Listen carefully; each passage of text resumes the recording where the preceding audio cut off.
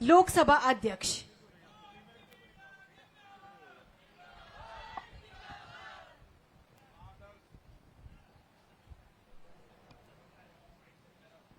ये mic Mickey का दिखता है। हेलो हेलो, ये तो ठीक है, चालू हो गया।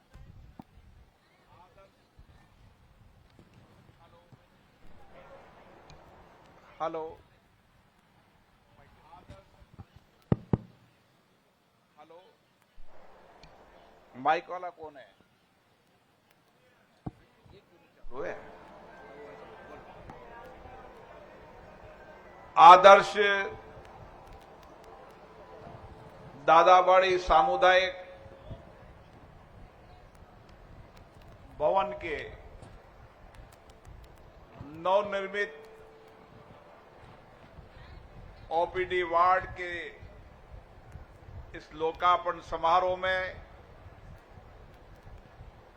मैं आज विशेष रूप से कोटा दक्षिण के विधायक माननीय संदीप शर्मा जी को धन्यवाद देता हूं, जिन्होंने इस क्षेत्र के अंदर ये चिकित्सालय, लोगों की चिकित्सा सेवा,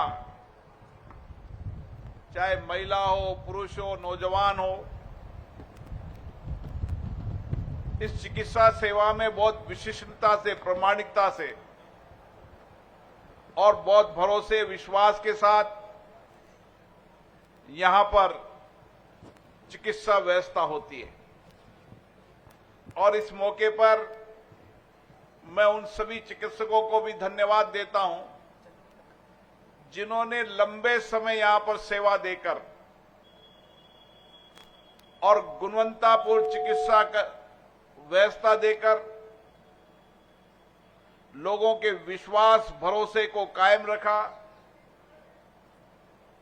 और उसके कारण यह आदर्श सामुदायिक भवन दादाबाड़ी केवल दादाबाड़ी नहीं, इस पूरे कोटा शहर की आदर्श सामुदायिक भवन के रूप में इसकी पहचान हुई। ईंट पत्थर के भवन से कभी कोई चिकित्सालय की पहचान नहीं होती। चिकित्सालय की पहचान होती है वहां के चिकित्सकों से, वहां के नर्सिंग स्टाफ से, वहां पे सहायक कर्मचारियों से। और मुझे पता है यहां पर काम करने वाले चिकित्सकों ने जिस मनोभाव के साथ काम किया, जिस समर्पण के साथ लोगों की सेवा की, यहां के नर्सिंग स्टाफ ने जिस समर्पण के साथ सेवा की, यहां के सहायक कर्मचारियों ने जिस तरीके से मरीजों की सेवा की, इसके कारण इस चिकित्सालय की प्रतिष्ठा बढ़ी। आज खुशी है, इस चिकित्सालय के अंदर 8 ओपीडी ब्लॉक होंगे ताकि हर तरीके के चिकित्सक यहां पर होंगे। आउटडोर के अंदर लोगों को बेहतर चिकित्सा मिल जाएगी। यहां पर ऑपरेशन भी होंगे, यहां पर डिलीवरी भी होगी और बच्चों का इलाज भी होगा। हमारी कोशिश है कि कोटा शहर के हर वार्ड के अंदर एक चिकित्सालय बने ताकि एक प्रारंभिक इलाज के लिए लोगों को अपने घर से दूर न जाना पड़े। आने वाले समय के अंदर कोटा के हर वार्ड के अंदर प्राथमिक स्वास्थ्य केंद्र होगा ताकि लोगों को प्राथमिक उपचार के लिए अपने नजदीक के उस चिकित्सालय में जाना पड़े। और 4, 5, 6 वार्ड मिलाकर हम सामुदायिक चिकित्सा केंद्र बनाएंगे ताकि छोटे मोटे और बेहतर तरीके से इलाज लोगों का हो सके। आने वाले समय के अंदर इन सभी सामुदायिक चिकित्सालयों के अंदर इमरजेंसी के अंदर यहां एम्बुलेंस उपलब्ध होगी ताकि अपने घर के नजदीक तुरंत एम्बुलेंस से हम जिले के चिकित्सालय में या जयपुर इलाज के ले जा सकें।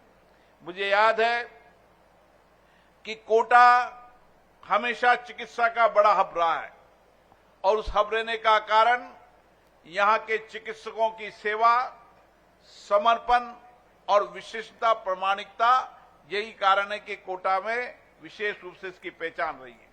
लेकिन आने वाले समय में हमारा सपना बड़ा है।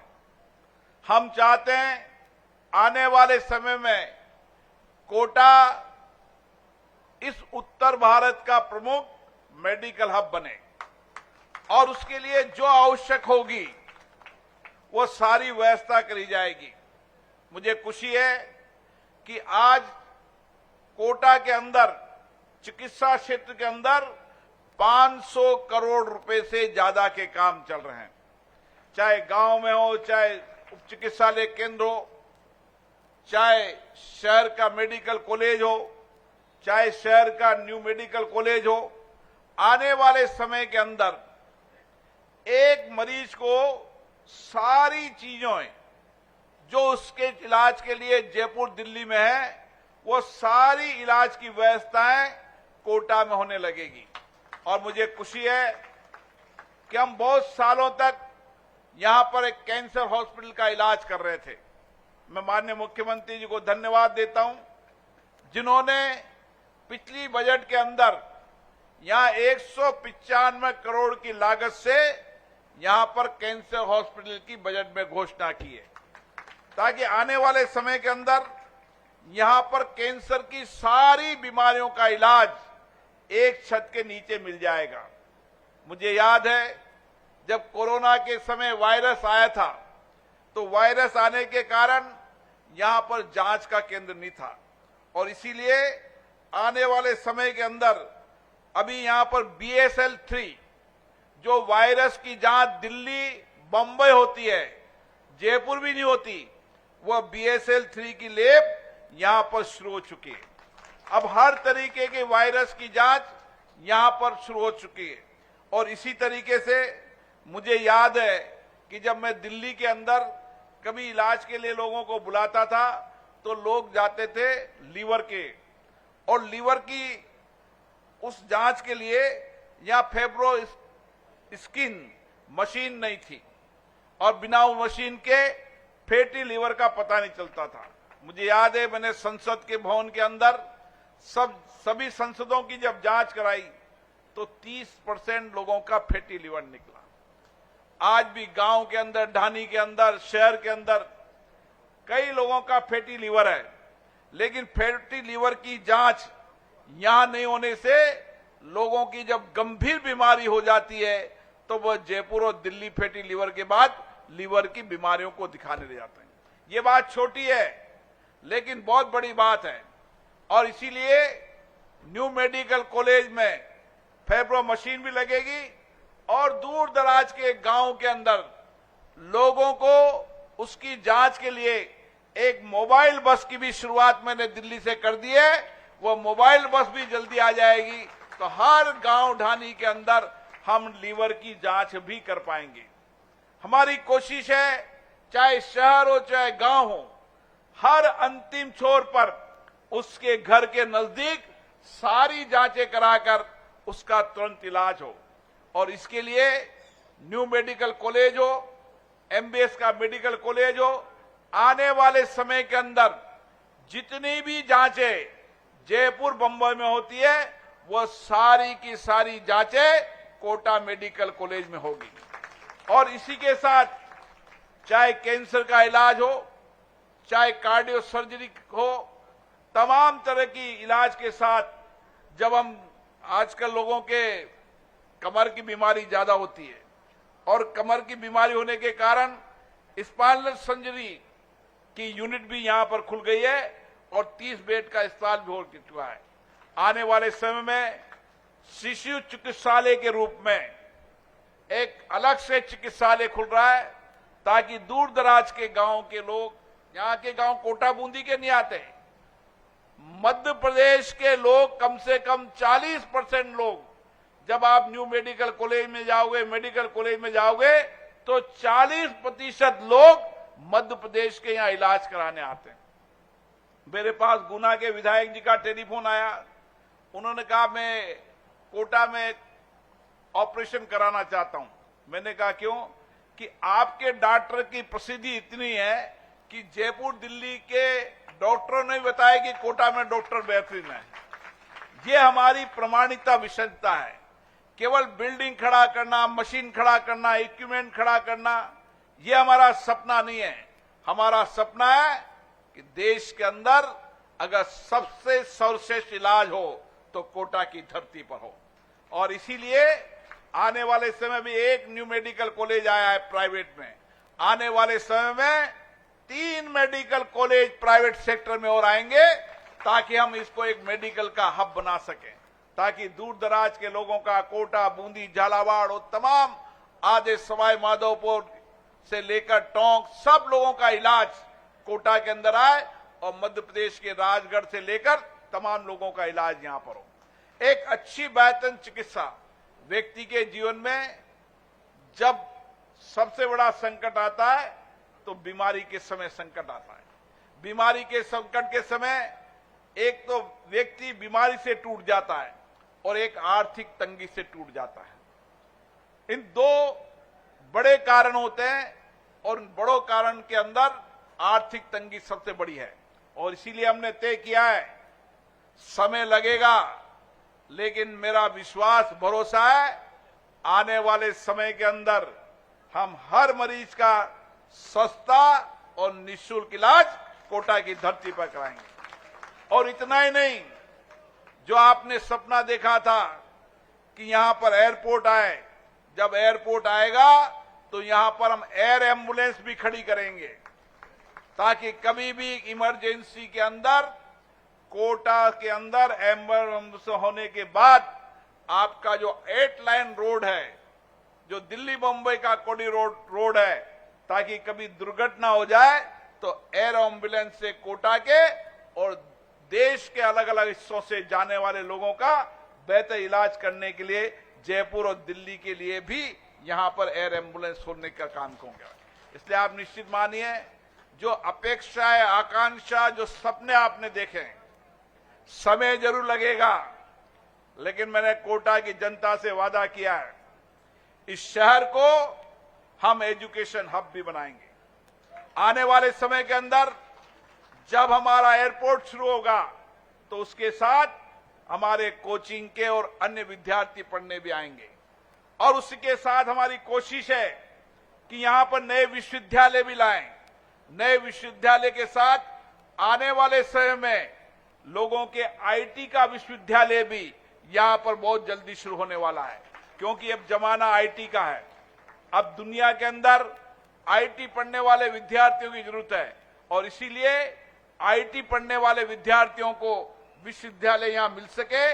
तिब्बत आईआईटी हमारे पास है। आने समय वाले में आईटी का विश्वविद्यालय भी यहां पर होगा, ताकि हम आईटी के हब के सपनों को भी पूरा कर सके। हम इंडस्ट्रीज के सेक्टर में हो, चाहे सर्विस सेक्टर के अंदर हो, चाहे पर्यटन के सेक्टर में हो, और आने वाले समय में मुकंदरा और रामगढ़, दुनिया के अंदर कोटा ही एक ऐसी जगह होगी जहां 30 किलोमीटर दूरी पर 2 अभयारण्य है और नवंबर तक दोनों अभयारण्य में 9 शेर आ जाएंगे।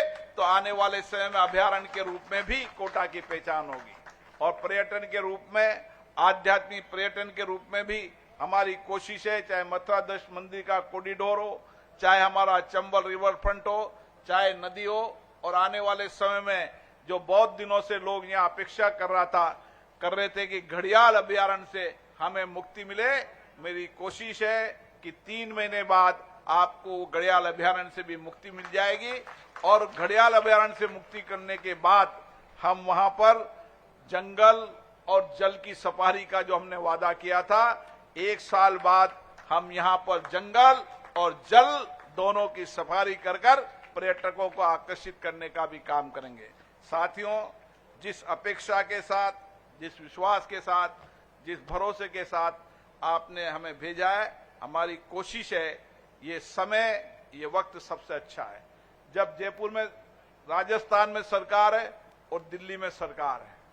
दोनों जगह अब भारतीय जनता पार्टी की सरकार है और इसलिए इससे सुनहरा और स्वर्णिम अवसर कुछ नहीं हो सकता। और इसीलिए हमारी कोशिश है कि इस 5 साल के अंदर जो सपने कोटा बूंदी ने देखे हैं उन सारे सपनों को पूरा करें, ताकि कोटा बूंदी विकास के रूप में सबसे आगे रहे। और मुझे लगता है कि हम इस तरीके की चिकित्सा क्षेत्र के अंदर भी जो हमारी उपलब्धियां हैं, उन उपलब्धियों के आधार पर ये कह सकते हैं कि मेडिकल हब बनेगा। मैं पुनः कोटा के विधायक संदीप शर्मा जी को बहुत बहुत धन्यवाद देता हूं, जिन्होंने अपनी कोष का 1.5 करोड़ रुपया इस सामुदायिक भवन के लिए है। उसके लिए उनको बहुत बहुत धन्यवाद। और विशेष रूप से यहाँ पर जितने भी चिकित्सक रहे हैं, जिन चिकित्सकों ने यहाँ पर सेवाएं दिए समर्पण से, निष्ठा से, जिसके कारण आदर्श दादाबाड़ी सामुदायिक भवन का नाम कोटा शहर में हर जगह है, उन सभी चिकित्सक और नर्सिंग स्टाफ को भी मैं धन्यवाद देता हूं। बहुत बहुत धन्यवाद। बहुत बहुत धन्यवाद माननीय लोकसभा अध्यक्ष श्री ओम बिरला जी। वाकई में